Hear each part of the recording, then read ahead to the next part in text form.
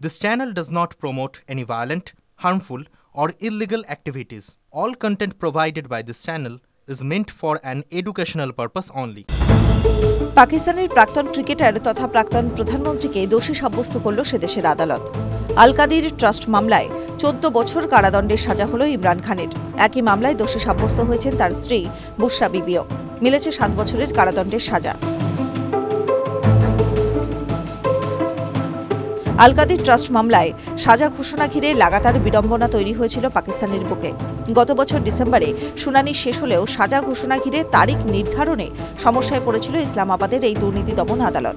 শেষবারও মামলার অন্যতম অভিযুক্ত ইমরান খানের স্ত্রীর অনুপস্থিতির কারণে সাজা ঘোষণায় স্থগিতাদেশ পড়ে।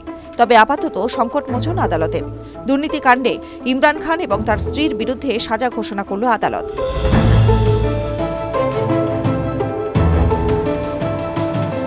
উল্লেখ্য, 2 বছর আগে এই মামলাতেই জামিন নিতে গিয়ে আদালত চত্বর থেকে গ্রেফতার হয়েছিলেন ইমরান খান।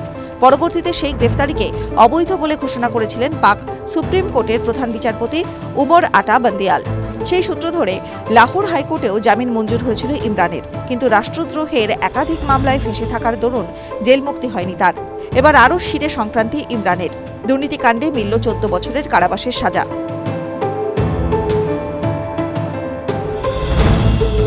আল কাদির ট্রাস্টের নির্মীয়মান বিশ্ববিদ্যালয় থেকে বেআইনিভাবে কোটি কোটি টাকা তোলার অভিযোগ উঠেছিল ইমরান খান এবং তার স্ত্রী বুশরা বিবির বিরুদ্ধে।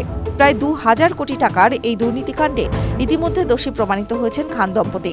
এছাড়াও বিশ্ববিদ্যালয়ের কয়েক শতক একর জমিও দখলের অভিযোগ ওঠে এই ট্রাস্টের অন্যতম ট্রাস্টি বুশরা বিবির বিরুদ্ধে। এরপর 2023 সালে তাদের বিরুদ্ধে আসরে নামে পাক তদন্তকারী সংস্থা ন্যাব। ইমরানের বিরুদ্ধে জারি করা হয় গ্রেফতারি পরোয়ানাও। TV9 Bangla digital.